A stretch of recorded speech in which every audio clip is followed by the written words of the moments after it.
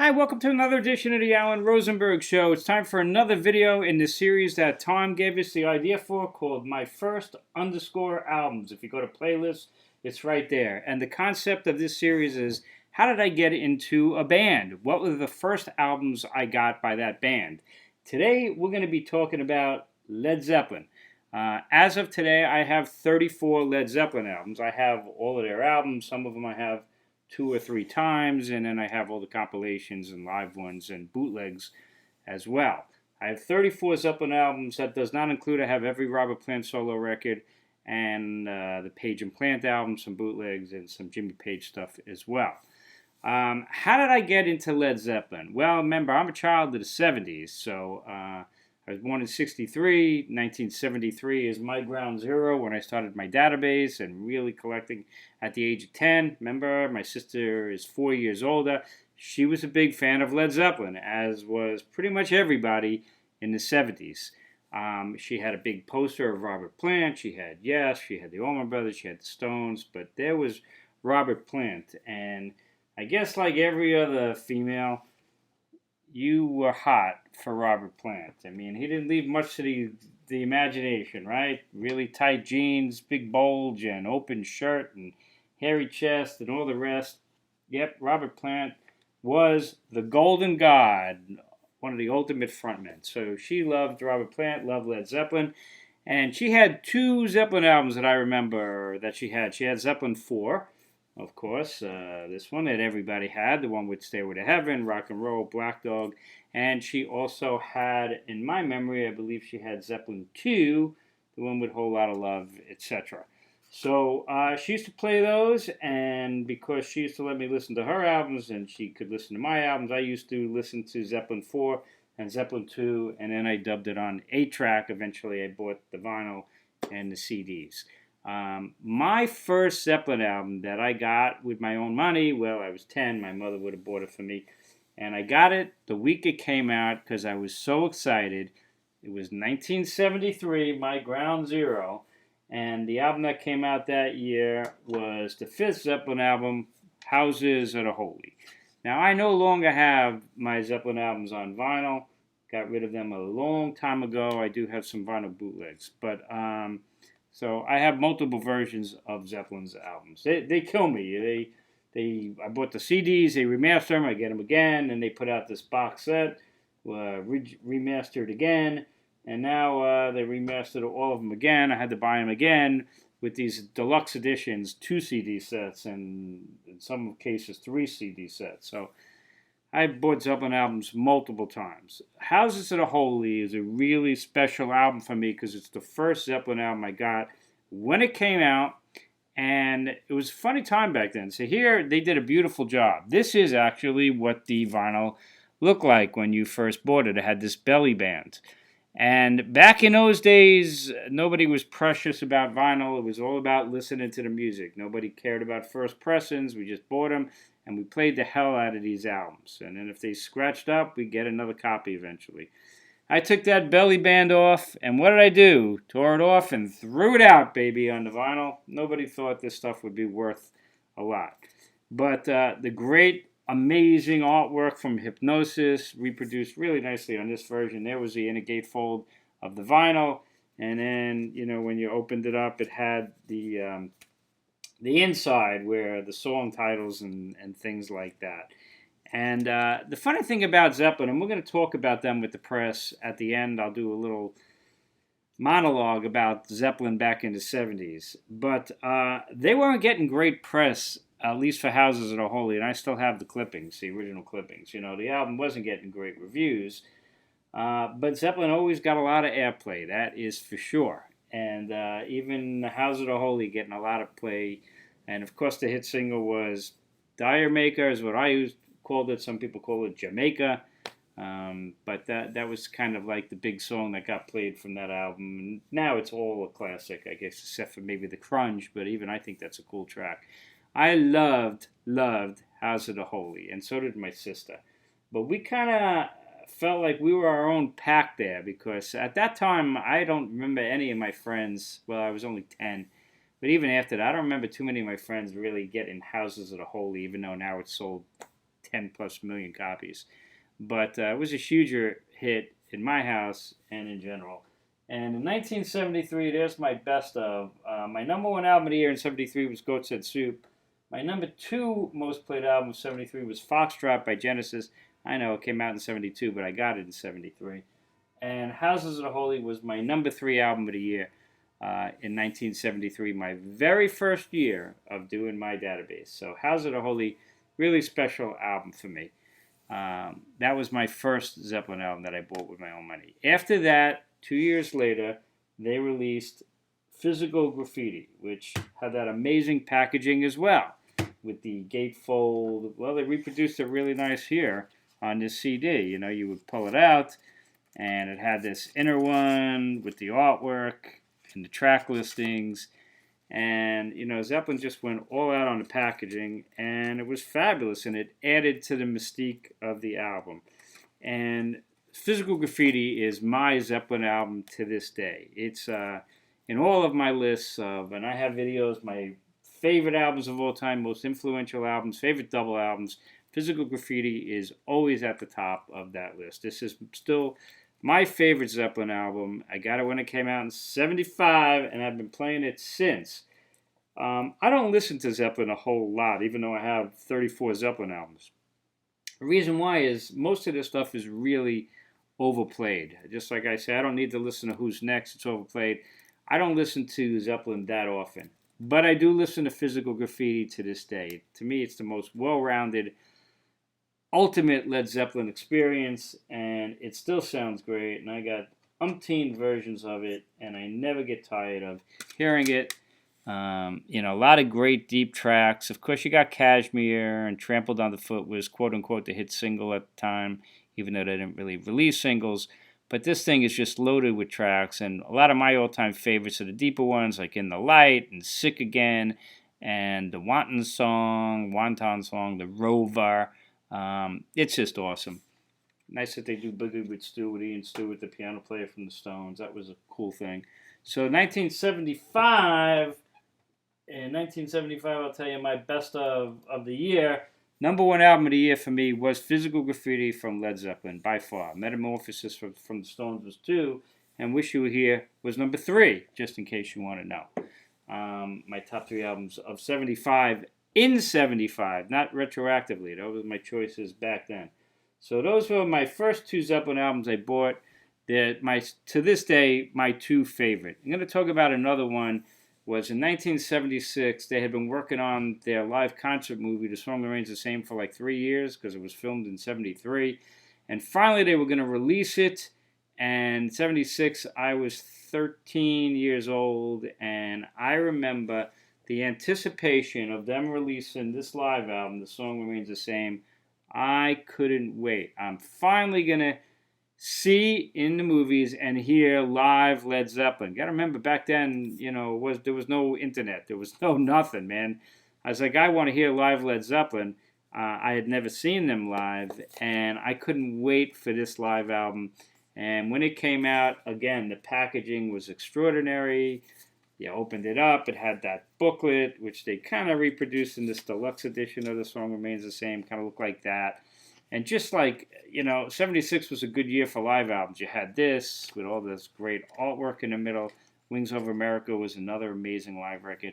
Had great pictures from the movie. I couldn't wait to go see this movie. And in fact, me and my friends went to see the movie. Midnight showing at the Mini Cinema on Long Island. I'll never forget it. I thought the movie was awesome. I still like the movie. Yeah, it gets cheesy with the scenes, but I kind of dig it. And the performance was really good.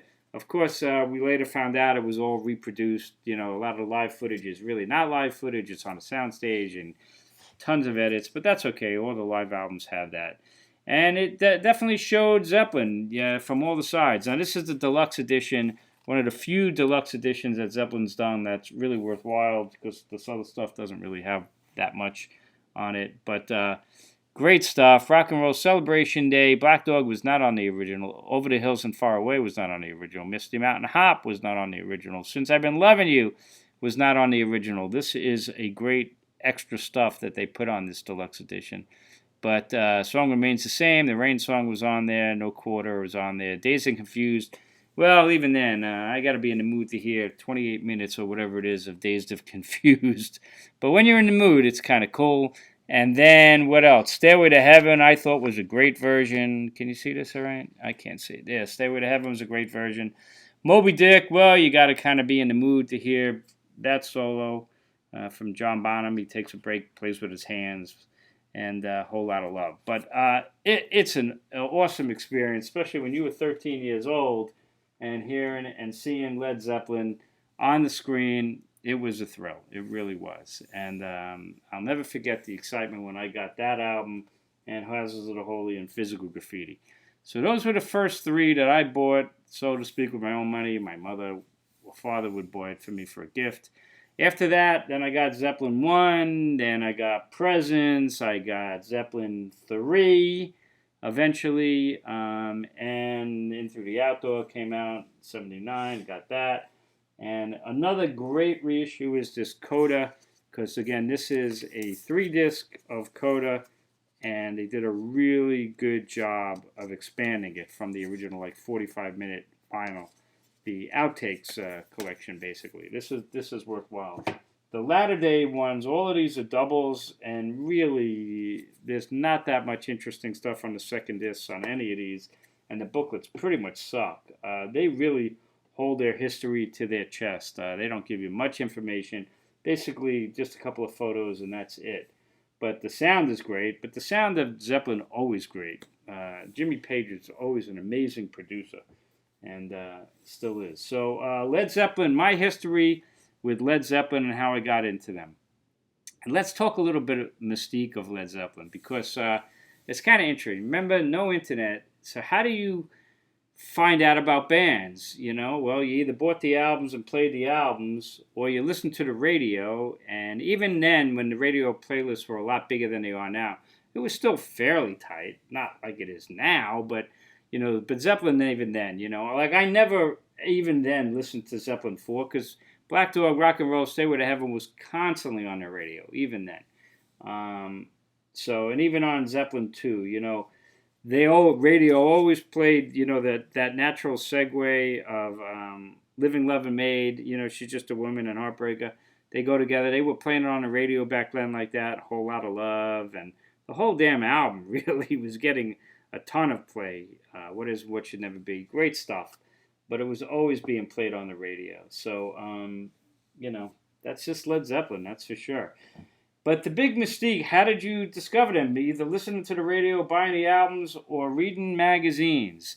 And these are some of the original Creem and Circus magazines, and I have a whole collection of these things. And when you were young and you looked at Led Zeppelin, you were like, oh my God. So here's Circus magazine in 73. There's Robert Plant on the cover. 6 reasons why they're bigger than the Beatles. This was 1973, where the Beatles not even around anymore at that time. But they were just so damn big. And in the 70s, it really was like a battle. It seemed, who was bigger, the Rolling Stones or Led Zeppelin? Led Zeppelin certainly sold a lot more records even then. But, live, they were both massive. But this is, so when you used to look at these magazines, it was just like, they just looked so amazing. There's Bonham's drums with the logo, Jimmy Page with the violin. They looked really cool. And then they would look even cooler as time went on. Here's a cover of Cream. What year is this? This is 75. There is Jimmy Page. When he started getting those really, really cool outfits. It was just awesome. They just was so rock and roll. Just this mystique. And the other thing about them, and I'm going to show you, here's Jimmy Page back then. Skinny, playing a big heavy guitar, and sexy. They're just so rock and roll. They just oozed it, and they were so powerful. They literally changed the industry. Before Led Zeppelin, the industry ran it. And if you were a band, you would take what you can get. And what Led Zeppelin did was they had their manager, Peter Grant, I believe was an equal member of the band. And he decided to change the industry. You know, forget about my management fee. I'm an equal of the band. But we're going to rule the industry. And they just didn't care. And back then, the promoters ran the concert industry, very powerful ones, Frank Barcelona and all of those guys. And they would tell the bands, this is what we're going to pay you, and you'll be lucky. And if you don't like it, we won't let you play in any of the arenas. Led Zeppelin was so big that they would tell everybody, we don't need you. We don't even need the promoters. We don't need any advertising. We could play anywhere at any time and sell it out without any of your help. So we're going to keep 95% of the gross and give you 5% and consider yourself lucky we're going to give you that. And it worked because Peter Grant was tough. They were such a tough band. Ruthless, really, in a way. Here's some more footage. I mean, how, when you were a kid and you looked at these photographs, you were like, this is incredible. There's the golden god, right? I mean, Led Zeppelin was just massive. Now, what do you see I'm looking at? We're looking at Creem and we're looking at Circus magazine. Where's Rolling Stone magazine? Rolling Stone and Led Zeppelin were almost non-existent. Here's Circus. Oh, there's a wishbone airshade. But there, you know, Rolling Stone wanted to play the game. You know, we're Rolling Stone magazine, and Led Zeppelin pulled it with them too. We don't give a shit that you're Rolling Stone magazine. We don't even need you. And you know, Rolling Stone magazine didn't give a lot of credence to Led Zeppelin. Didn't give them the greatest reviews. Didn't write about them that much. Led Zeppelin didn't care. We don't need Rolling Stone magazine. We're all over Cream.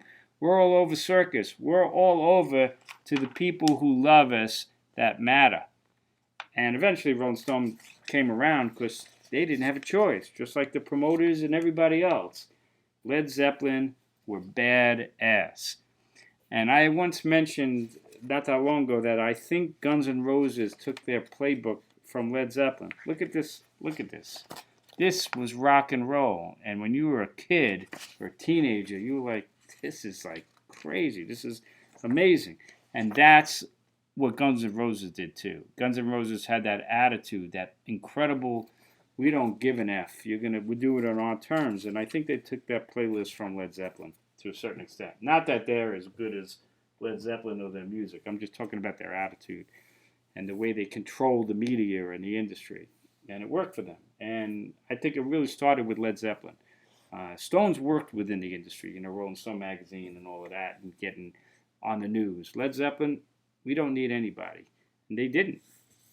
And there's my story about Led Zeppelin in the 70s. It was a fascinating time. I unfortunately never saw Led Zeppelin live. I was born in 63, so when they played in 75, I was 12. My sister made a deal. She said, I'll either take you to see the Stones or Zeppelin. As much as I like Zeppelin, the Stones were by far my number one, so she took me to see the Stones for my first concert. I don't know why I didn't see them in 77. I was 14. Maybe I couldn't. I'm trying to remember. I was seeing concerts in 77, but probably local ones at the Nassau Coliseum, and maybe in 77 I couldn't get tickets at the Coliseum for Zeppelin, and then maybe I couldn't get it at the Garden. I don't really remember. But unfortunately, I never saw Led Zeppelin live. My sister did, but I never did. So there you go. There's my story about Led Zeppelin. Let me know, how'd you get into Zeppelin? What's your thoughts on them? And were you around in the 70s? It was an interesting time to really be part of the scene, reading these magazines, listening to the radio, buying the albums. Man, it was Led Zeppelin. It was pretty exciting. As always, thanks so much for watching. Hit subscribe if you're new.